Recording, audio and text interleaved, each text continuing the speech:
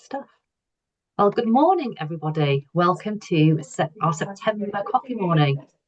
I hope everyone's got a nice hot coffee. I can confirm that my heating is officially on. And I haven't got a boat going down the road today, but it's been a bit like that. So there's definitely an autumn feel to the air. I hope everybody who managed to get away for some of the summer months had a lovely time. For those of you who don't know my name, I'm Samantha Grant. I'm a director at the IAB, and I'll be your host for today's session. I'm going to flip it around this session and do some introductions to our speakers first of all, before I just do a little bit of housekeeping. So our first speaker is going to be a gentleman called Alex Marsh, who's Chair of Trustees for CharterPath. I met Alex and his colleague Alice at Accountex in London in May, and I thought it would be really beneficial for him to come and talk to us. Alex is going to be talking about how, as professionals, finance professionals, you can help charities become financially sustainable. Now, I know everyone is time poor and time is an issue, and I understand that. But what I liked about the CharterPath approach is how they frame charity work, looking at the mutual benefits for individuals as well as the charities. And so from how working with charities through CharterPath can benefit you as individuals professionally, so help boost confidence, broaden your network, get greater visibility for your business. So looking at developing skills beyond the numbers that you might usually not get the opportunity to develop, as well as being a rewarding experience, good for mental health, and also being socially responsible, so good for your ESG goals as a business. So a heads up as well to the next issue of IAB Connect that's coming out the first week of October. CharterPath have submitted an article for that issue where there's a bit more of a deeper insight into the benefits of working with them. And they've looked at it in relation to the practice scalability framework that we have that looks at the different shapes of and sizes of business. So how it can benefit you from if you are self-employed, but also just a general career booster if you are not self-employed. Our second speaker is familiar to many of you, is Phil Chapman, Head of Partnerships at Croner-i AI. So we do a lot with Croner-i AI, and Phil has been on many coffee mornings. But you may have noticed a bit of a change to Croner-i AI branding recently, in that they've got the Powered by AI graphic and logo, which kind of made me get in contact with Phil to sort of say, can you come and tell us about it? It's obviously a subject, AI, that is spoken about widely, and there's lots of different perspectives and opinions, which I completely appreciate. But Phil's going to focus on how the AI integration into the Croner-i AI platform can enhance your day-to-day and not replace it. It's kind of how it can add benefit to you and show some practical benefits with this new integration. And I'm sure there'll be potentially a few partnership updates as well. On to the updates and reminders. So for those of you that are north of Birmingham, out there outside the M25, are going to Accountex Manchester, north-south divide. Woohoo! Joyce has got a hand up. Yes, I will be at Accountex next Tuesday, the 23rd, with Tom. So we'll be on stand B16. So please do drop by if you are in the vicinity. It'd be great to see some of you. I also wanted to touch on webinars as well. So we've been promoting webinars. We tend to do webinars in association with our partners. We've been promoting those on social channels and also in some of our emails, maybe in newsletters or individual emails. But the Go Simple Tax one, which is about MTD, had a really great turnout the other week. So obviously I want to thank you all for supporting that, but also just to look out for more webinars, because we tend to use social to support them. I know Croner-i AI have quite a lot of really good monthly webinars, so that's one example of we do tend to support those via social. So they're a really good way to get updates, and they're quite flexible because you can obviously request a recording as well to watch at your own time, and they really do help towards your CPD. So just a flag on webinars. And finally, membership renewals. Sorry to keep plugging on about this, but it's just in support of the membership team. There's still quite considerable number of memberships that have passed renewal date that are not fully renewed because the process hasn't been fully followed. I know it could be a time constraint, but it's just a reminder to double check if your membership is due for renewal, because I know it's payment by subscription, but you need to fill in your renewal form. So do check your email, have a current DBS certificate, and submit your 30 hours CPD. So without all four, we can't renew the membership. So if you have any queries about that, or you think the time is approaching you unsure, please do get in contact with membership.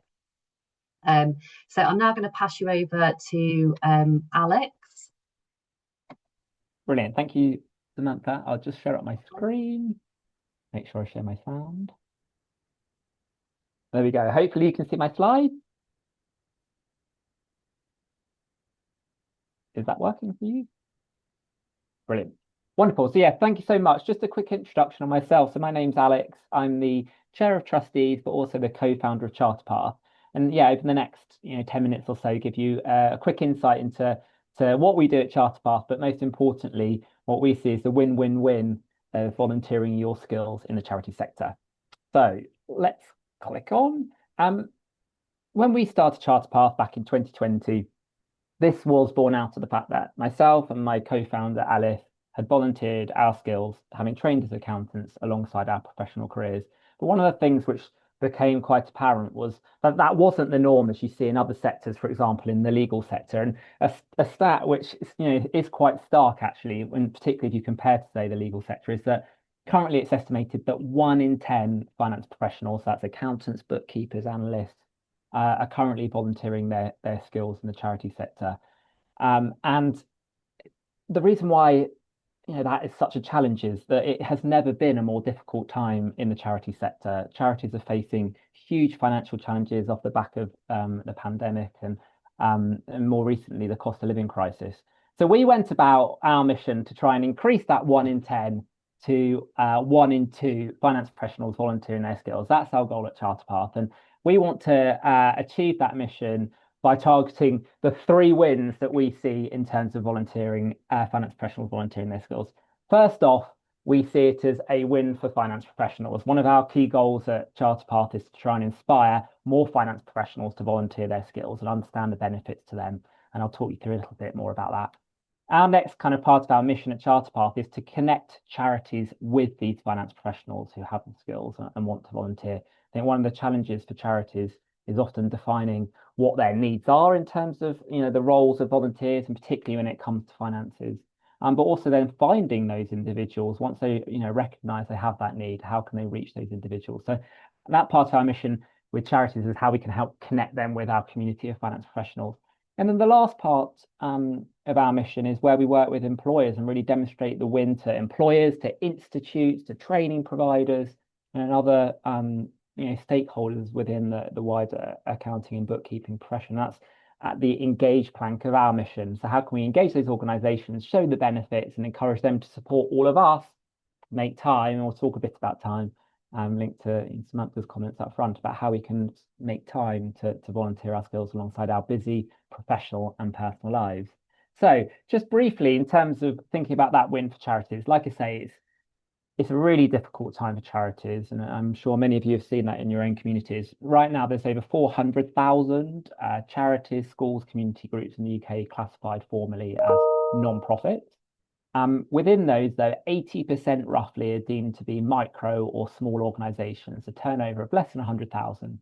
And to bring these organisations to life, they often might be purely like staffed and manned by volunteers themselves, or maybe they have one employed person within the charity and they're often wearing many different hats. They're running that charity day in, day out, but they're also thinking about maybe premises, coordinating volunteers, the legal side of running a charity, the reporting side, but also the financial side of that charity, wearing many hats. And really often don't have potentially financial, accounting, bookkeeping skills, and are hugely reliant on accessing that skill, ideally through volunteers.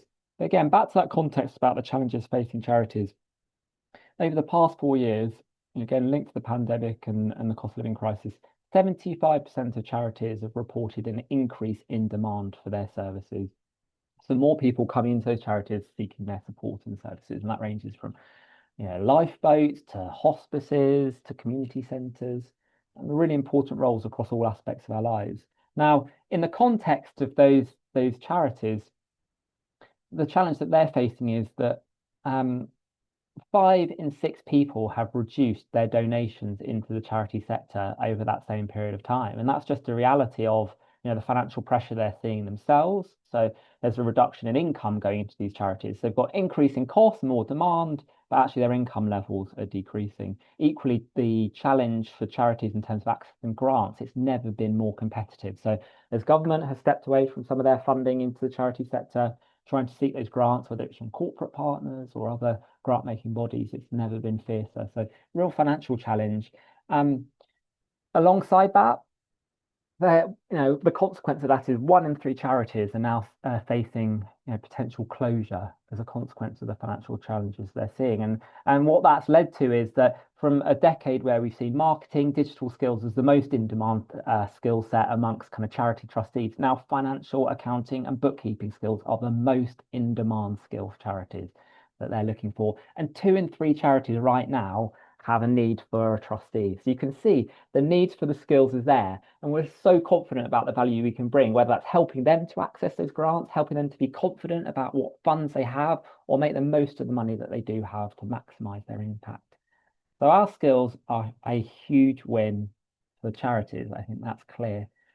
But really importantly is, and this is a question that people find awkward to talk about, but ultimately, if you are giving your time up, whether that's time with your family, time, your interests and hobbies to dedicate to this, like what's in it for you as an individual? And I think often we talk a lot about, that sense of making a difference. And I think that's clearly really critical, and finding causes that you're passionate about is really important. But I just want to talk through a couple of the other aspects of why this is a win for you as an individual. And first up there is that opportunity to develop your skills and your CV alongside your professional career. And I think it's really important to view this as an opportunity to build almost like your volunteer CV alongside your professional CV. And whether that's giving you the opportunity to undertake tasks and activities that maybe you're not doing in your day job, or the opportunity to undertake a role that you're not necessarily doing. So whether that's chairing committees, presenting strategic plans,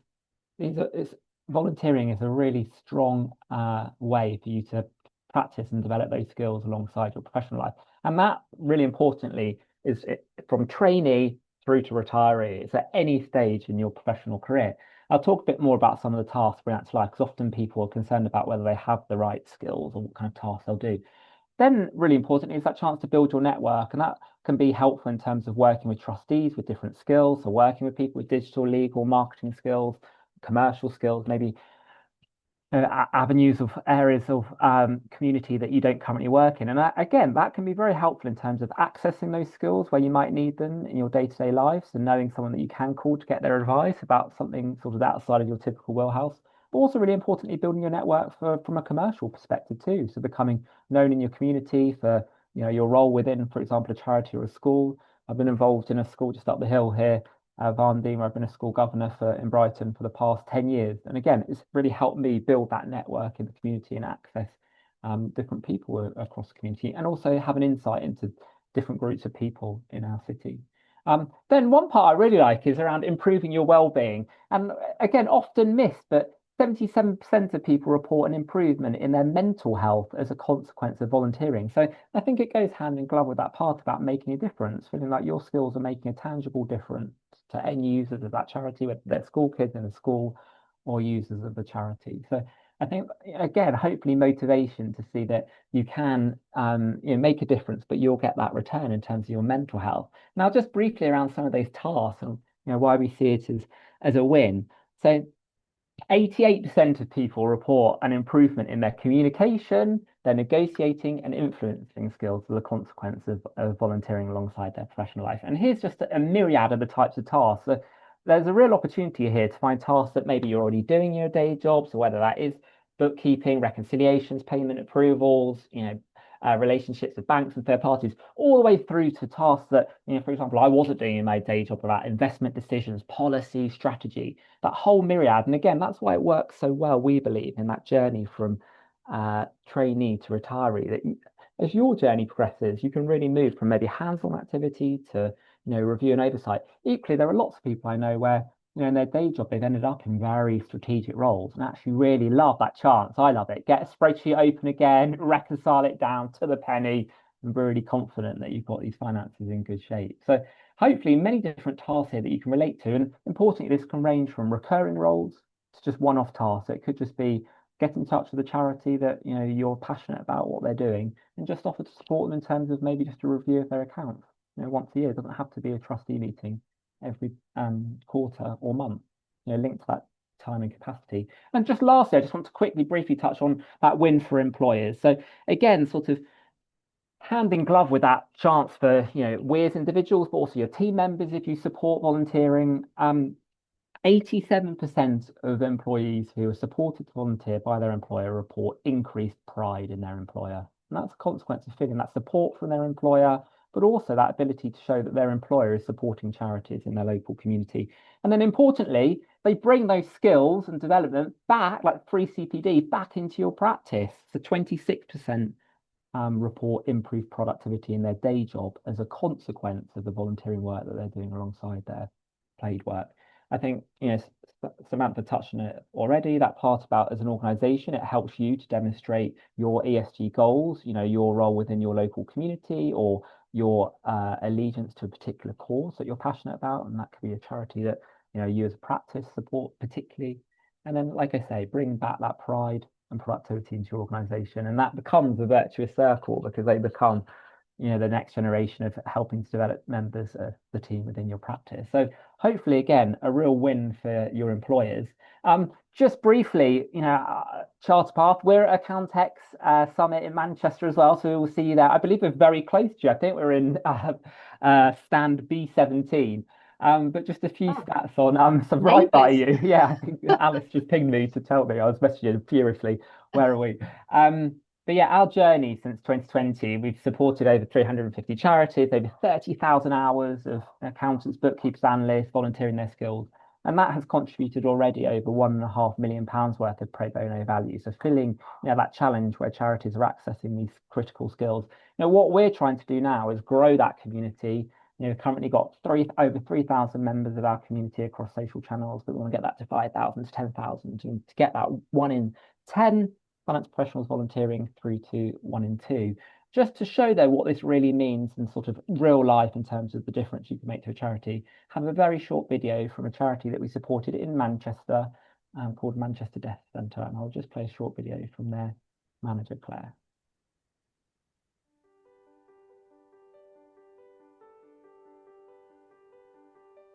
My name's Claire. I'm Joint Senior Manager of Manchester Deaf Centre. At MDC, we work with deaf people of all ages to build identity, grow skills, as well as working with the wider community to teach deaf awareness and BSL, British Sign Language. Born deaf myself, I've got lived experience of the barriers that deaf people face, and I am passionate about breaking down these barriers and furthering the mission of MDC. The COVID pandemic hit us hard as much of our earned income, such as room hire and training courses, stopped overnight. MDC was forced to access loans to maintain cash flow and to quickly identify other income streams to ensure our sustainability. Just as we were starting to get back on an even keel, the cost of living crisis hit, which has impacted our grants significantly. For example, a previous annual grant of £40,000 was reduced to £1,000 earlier this year. CharterPath has helped me by advertising the opportunity to join our board as a treasurer to qualified accountants and finance professionals. This just would not be possible without their help. Previously to working with CharterPath, MDC has never had a qualified accountant on our board. Every engagement with CharterPath has been so positive, it's like receiving a warm hug. The team are super friendly and efficient, the process is so simple and amazingly free, which is such a gift when you're managing a charity. We have worked with 2 CharterPath volunteers who have made a huge difference. They've improved our reporting, provided invaluable advice to fellow trustees and senior managers, and supported our forecasting to ensure it's accurate. This makes sure that we can remain viable as an ongoing concern and means that us as senior managers and our team can focus on working towards our mission. I hope it's also been an opportunity for our volunteers to learn more about the deaf community and how a charity is governed. If you are thinking of it, please do not hesitate. It is your chance to make a huge impact.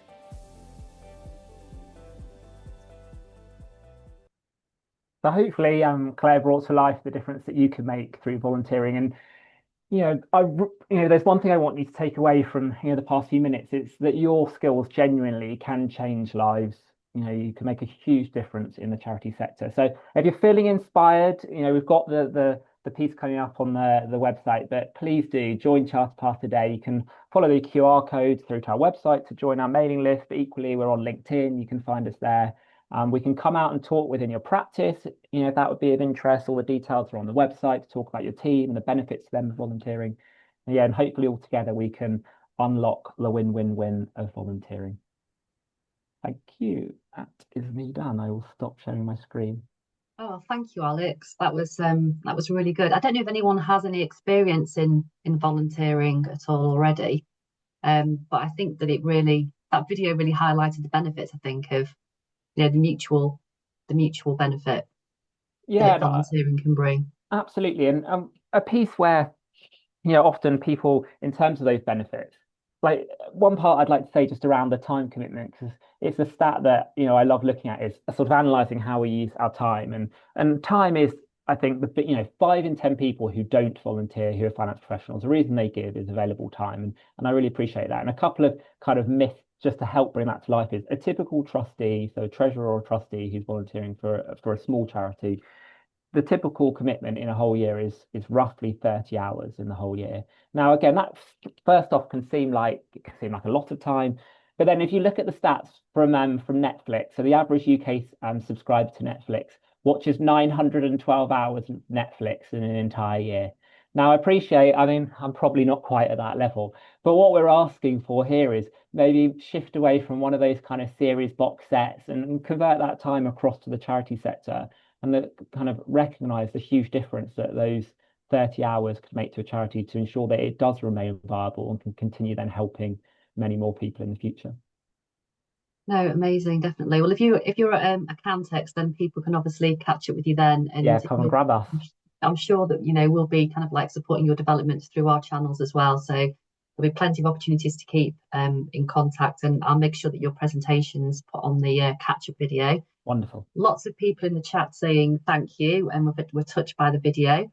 We have Krusty, which is your name showing up, saying that you volunteer with 5 local charities. Wow. And it's really important and worthwhile part of their life. So that's really good. And some more people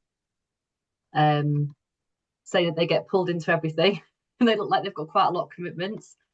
One thing I would really recommend around that, because again, I think what you often find is that your skills are so helpful in charity that there can be that challenge around that time commitment, and what starts as, say, 20 to 30 hours, or with one charity can become multiple. One part that we're really focusing on at CharterPath is encouraging people to do it in pairs, almost like buddying together, and that sense that you can then share the load with each other, and it gives you that flexibility through the year, depending on other commitments you might have, certain busy periods of time, kind of share the load with someone else. And also it gives you that second opinion to bounce ideas off, because again, it can be at times, as I'm sure many of you know from your professional lives, where you have sort of financial skills, you can be leaned on heavily, and it can at times be quite lonely in terms of that pressure that you can feel, or that that ability to bounce ideas off other people. So that budding idea, and charities actually are very receptive to that. So often they'll advertise one role as a sort of treasurer, but often very willing to look at models where it could be someone more experienced with someone maybe less experienced buddying, or actually just 2 individuals coming together and sharing that role. Yeah. Someone has made a really valid point, actually, in terms of what the necessary parts of AML they still have to comply with when doing volunteering and charity work. So Suzanne Jones, I will double check that and then share across the board, just so everyone has clarity on that, because obviously there will be a requirement. So that's a really good point. Yeah, and just one brief point on that, because again, it does, that point and sort of liability comes up regularly around what liability do you have as a trustee or as a volunteer. And again, that can vary. And so there's sort of almost in the sort of decision tree of what impacts that. It can range from whether you're doing it in an individual capacity or whether you're doing it in a practice capacity to facilitate it.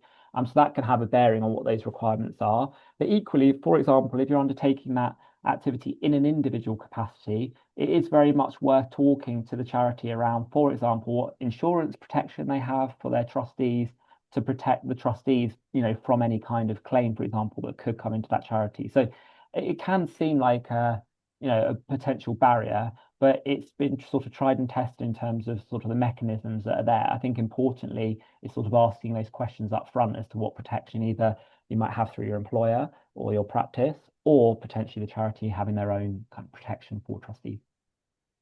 Okay, that's fine. Yeah, I think it's people saying that, they do value the time they have when they do it, but there obviously are, as we said, time constraints. But that's great. Anyway, thank you so much, Alex. Just one last bit about the time, I'd say is just briefly is that piece between recurring and one-off is really important. And what we've been looking to do at CharterPath is, again, I appreciate people can feel barriers to committing to a recurring role, is we're looking to build more tools to help people almost like tailor procedures to support on like a one-off basis.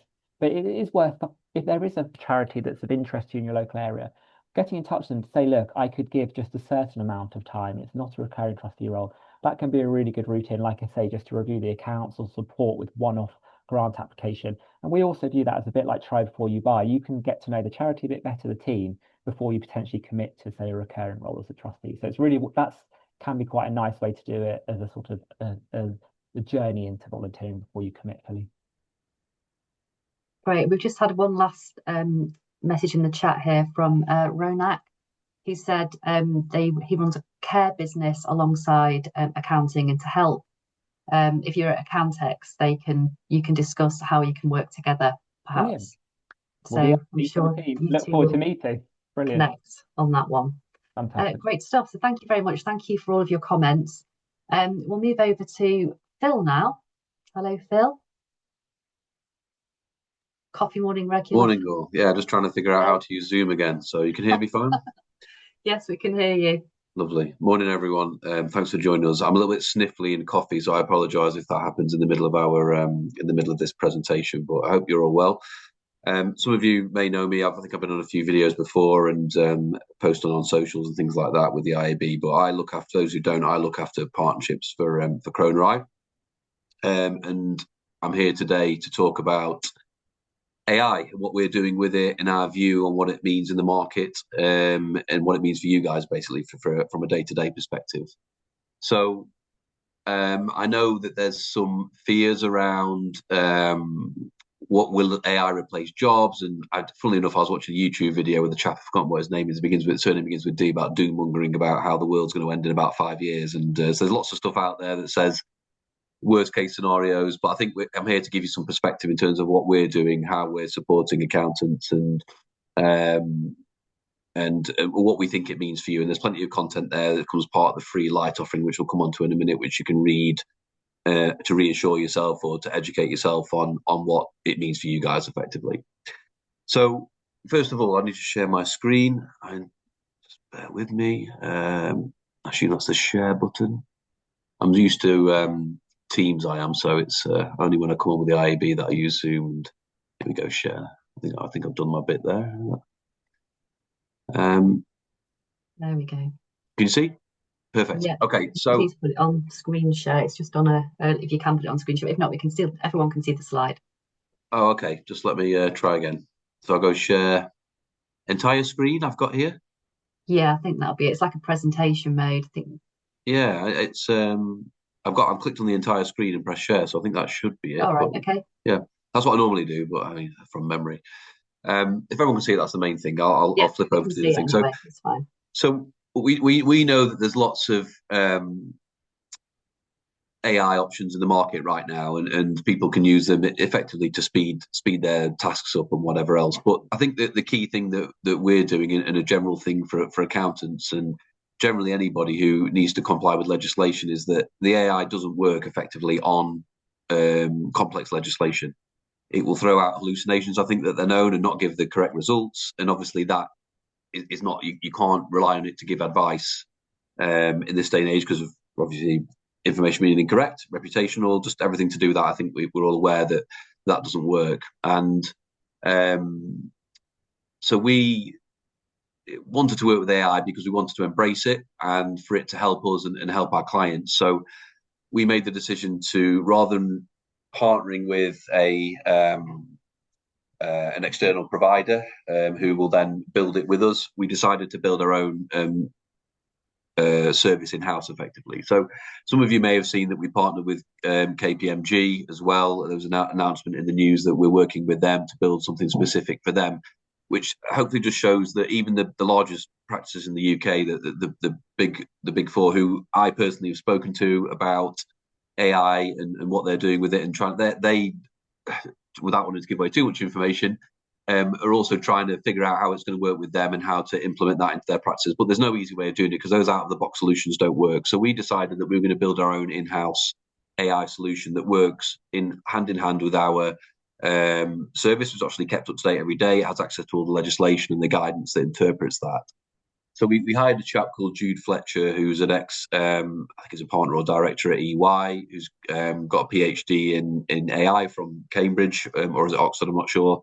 Both pretty much, he's a clever chap and he knows his stuff when it comes to AI. So him and his team for the last 18 months have been building a solution for us, which only works on our platform. And in short, it's designed to speed up everyday tasks for anybody who uses our product. So in front of you, you've got this roadmap here, which shows what we've been doing this year.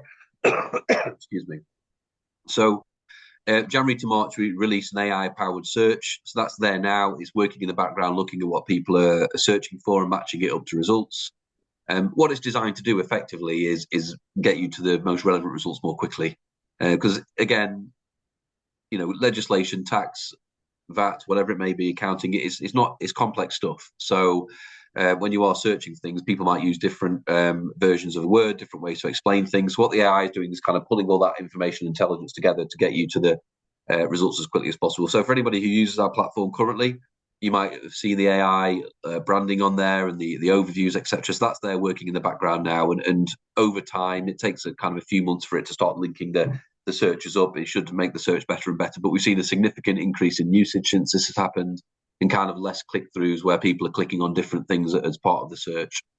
So again, this just goes along with the mantra that we're trying to speed things up for you to free up time for other things, which we'll come on to in a minute. The next stage, which is again happened, you see April to June for this year, is AI summaries, like Google AI overviews effectively. So a lot of the time, if you just want a quick answer to a query, you get that overview there from our platform rather than having to go into a result and maybe looking at the quick overview or something along those lines. It understands everyday natural language, and over time, I guess this this is something that does happen as it gets used to a specific user, but there'll be personalization of results to a specific user as well. So if you're as a bookkeeper maybe searching specific areas of tax or VAT, it will start to understand what you're looking at and bring back specific results around that. So again, that is there live on the platform now, and it will just get better over time as it starts to link things up. As it says at the bottom there in the April to June section, it's moving towards more conversational experience as well. So you can just kind of speak to your computer, which seems a bit weird to me as a middle-aged man, but to tell it what to do and how you want some help as well, and what you want it to search on as well. So again, that's in the offing and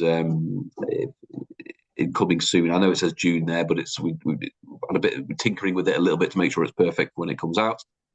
And then finally, the July to December is something we're working on now. This should be released towards the end of this year. It may nip into the beginning of next year because everything's subject to testing. So this is a real key thing that we're doing, which is called Virtual Assistant. This is probably one of the things that's going to save a lot of time for people who use our product. So I say here, advanced AI summarization with references to documents. It can handle long conversations and keep track of the context. And it can also generate documents for you and automatically complete templates. So the purpose of this is it's not going to replace the human element of this. It just, if you're pulling together a document or you want it to complete a template for you, rather than you having to do it yourself, it does it for you. And then you can then just go and read through and check that everything is as you want it to be. And obviously, if you need to update it at all, you can ask the AI to do that for you as well. So the purpose of that, as I said, is all about speed, pulling together those documents to allow you to focus on more interesting tasks, should I say, or something that's going to be more beneficial financially, business advice and that kind of thing. So that's a little bit around the roadmap and what we're doing. I'm going to give you a quick overview of how that works here. So this is our platform.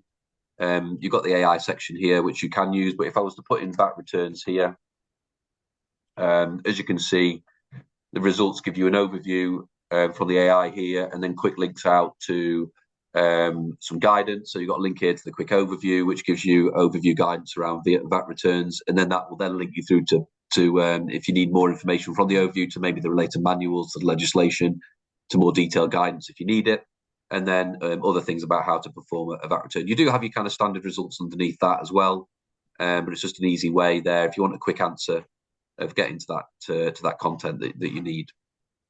So as I said, I think the key for us, and the key point is this isn't designed to replace humans effectively. And I think there's been a lot of that recently around in terms of the press, whether it be the accounting professional or others. For us, it is all about speeding up the processes for you guys to allow you to focus on other areas of work. And for me, what we're putting forward, and I think this is part of the plan for the IAB in terms of moving yourself from one quadrant to the other. It's around offering more business advice, tax planning advice, and more of the things that will help a business to grow. So that's something that we can support you with. That's effectively what we're here for. So I know it can be a bit daunting if you've not done that kind of thing before, but that is exactly what the product is for. So you've got the Croner-i AI library, which you can see here.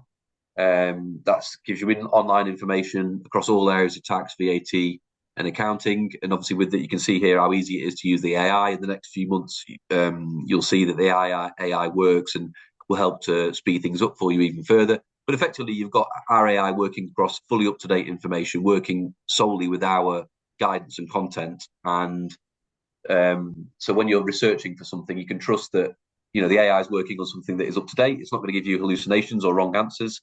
It will give you something that you can advise your client on, that you can then just obviously read through, make sure that it is as you would expect, and help advise your business. So this library is here to support you with any complex requests that come through, any guidance that you want to give to your clients. Also, it's not just about, for those who don't know what else we do, tax, VAT, accounting, etc. Yes, but we also have guidance around from a business perspective, so business guides, sector guides. So if you do take on a new client in a new area and you wanted a bit of an overview of what the market segment covers and what to know about trade association, just keeping you up to date with that area as well. That's something that we do as well. So it's designed to take away the fear of taking on a new client, giving you all the information there that's in one place.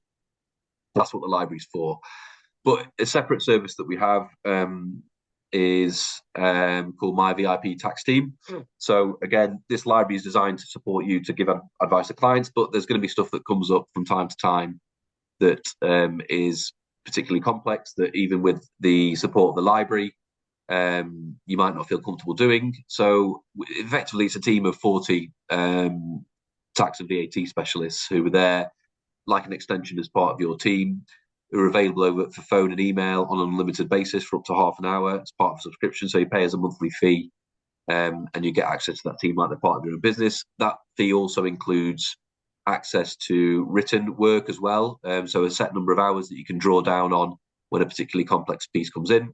So if you had a business restructure or a complex VAT query or partial exemption, whatever it might be that you wanted some support with, we could do that for you, white label it. Obviously, you can recharge the client for the work that we do, because obviously they expect to pay for complex work, and some of our clients also put a markup on that as well. So what that's there for, again, is to we've got the library there to support, as well as the consultants there as well. The consultants are also on hand, as I mentioned, over the phone, so they can, if you want to do a piece of work yourself using the library, you can always give them a call as a bit of a sounding board as well, just to make sure that the advice that you're giving is on point. So it can be used in many different ways depending on how you want to suit your business. But I think the key thing that in the last few years in the market has been around, things have changed. You've got software that's come in the last 20 years that have helped automate certain processes. I see this as the same thing with the AI. It's about speeding things up for you and allowing you to focus on more value-add services for clients, which, again, we're here to support you with. So look, I'm going to show you now a few articles that we've done. With Croner-i that we've I've probably heard it from me enough times already, but we offer some free content to the IAB for being an IAB member, which is pretty much all about some kind of basic guidance of keeping up to date. And then if you did want to take advantage of the paid for services, we do give you a discount that's not available via our standard methods. Effectively, it's only available via partners. So that's basically the best discount that you can get. We'll come on to how you can take advantage of that in a minute, but I'm just going to kind of scroll through and go over a few articles that we've released recently. So one that came out today is good timing. I didn't realise this was coming out. I just did a little bit of search this morning. So here's an article from one of our free, these are all the articles I'm going to show you are free ones that come with the service. So they're just to kind of reassure you, let you know our opinion on things and what, not just ourselves, but various bodies and experts that are saying in the field when it comes to AI and how it's going to impact the market. So there's an HMRC judgment here where someone used AI around an R&D claim. I know that might not be relevant to you guys. I'm not sure everybody does R&D here, but just, it's kind of relevant across the piece really in terms of using AI. So look, I'm not going to go into too much detail here other than to say, if you've not got access to us already for the free stuff, or if you do have access, all you need to do is search AI on the platform and then filter it by news, and it will come up with all this stuff in terms of the latest ones. VAT advice, so a chap called Neil Warren, who writes for us, I think he's a well-known VAT advisor in the market. Can it be trusted? So he gives a specific example here of someone that used to come to him on a regular basis with a VAT query, but he assumes now is using AI because those queries have become less and less. And one of the queries that he came to them with, he thought he used the AI to, not our AI, but the AI generally to get an answer to the question, and it said no. And in this case, the answer should have actually been yes. So this is just a little bit of an overview of a specific example there around that kind of backs up what we're saying. Again, there's a few other bits around here as well. Again, around AI essentials, the future of information access, how it's shaping workflows and compliance, etc. Just to give you a bit of an idea around that. Again, I know there's a lot of articles here, but I just want to give you an idea. Have a read around it. It's not just me saying this. I'm no expert, but you're basically tapping into our experts here. Jude's the chap who I mentioned before that heads up our AI team, talks about the shift in accounting and tax research. This is one from an external provider called Heather Townsend from the Accountants Growth Club. She's an external person that writes articles for us. Again, this is part of the free service. Is AI going to take my job? Pretty hard-hitting title there, but I guess it tells you exactly. The answer is no, and at the bottom, I'm not going to sit here and take you through the whole thing, but that gives you a bit of an idea from a separate source in terms of what it means for you guys as well. Again, other things here, external person who's a partner in a particular practice for some practical tips as well. So, again, another one here from May as well around AI and ethics for issues for accounts. Sorry, a bit of overload there with articles, but again, if you search, you will be able to find all of those articles within for free within our service that we offer. So if you want to take advantage of that and have a read around those to put your mind at rest or just to educate yourself, there's a link here which is to access our Lite product, which is the free one. You give us your details. There's other stuff as well, as you can see here, as well as the news articles. We have CPD module every month and the CPD tracker. So if you actually do read any of our articles, there's a little clock at the bottom which you can click, and then that tracks what you've read, and that all goes towards the number of kind of verifiable CPD that you can do as well. You have access to our helpline for free as well. There's a code here. So again, if you did want to do a piece of work and get a bit of sounding board, then you can use that. That is a free service. There is a restriction on it in terms of calls, but as I said, that please do use it until that restriction ends. Each month there's a quota there to be used. So also, as you can see here, Harman's key rates and tables you get as a free part of the service. So if you fill in your details here, our team will just give you a quick call, our onboarding team, to take you through, make sure you can log in, make sure how you can search things. And if you want to talk about the wider access in terms of the paid for stuff, they'd be happy to tell you about that as well. And they could just give you a bit of an overview of what is free and what's paid for. So I'll post that link in the group now. I'm sure many of you have seen it before. But where are we? Oh, no, I'm in the wrong section here. Zoom chatter one. Mm-hmm. I'm going into my own chat here. Just bear with me. Where is the chat? You can tell I'm rubbish at technology. Here we go. You go at the bottom. I know it's hard when you jump from Teams to Zoom. I've got a 19-year-old son who, whenever anything he's doing with technology, I just ask him to do it, and he just does it for me. So I'm a bit rubbish with these things. I get labelled a dinosaur by people at Croner-i AI. So anyway, but the link's there. So anybody who wants to have access to those articles, they're all free. Just fill that in, and you can start accessing those straight away. But thanks everyone for listening. Feel free to ask me any questions. I can, if I can't answer them myself, then I'm happy to post them across to Jude, who's the chap that heads up our team, and I'll come back to you on that as well. No, that's great. I don't think you've got too many questions. I think it's mainly people have been looking at AI for helping write AML policy and procedures, which is not necessarily something that we would advocate, as we don't really advocate templates. But I have answered some of these people directly in the chat in terms of the policies and procedures edit, which is in the AML section of the IAB website. It's basically a concise version of the longer hand P&P direction that we have provided. So definitely worth that. If I can share my screen just to kind of like, or that I can kind of take you through it, but just to show you what it looks like. Can everyone see it? Or you see my email? I'm not sure. Can we see it? No? I'll stop the sharing. I don't think anyone can see it. Do you just see my emails? No? Yes? Okay. But basically, in the AML section of the IAB website, there is if you go into the policies and procedures edit, it's a separate tab, and it's really useful in terms of telling you what it is, what they must include, why you do them. It also kind of like highlights how AML Complete can then pick up with firm risk assessment and client risk assessment. So it's really worthwhile taking a look at. I know that Joyce, as being one of our ambassadors, has also highlighted that if you are having trouble from an AML perspective, that ambassador groups are a really good place to go, because it's a key topic in many of the groups, and they provide support for each other from an AML perspective. So definitely worth considering for those who feel that they could do with some support.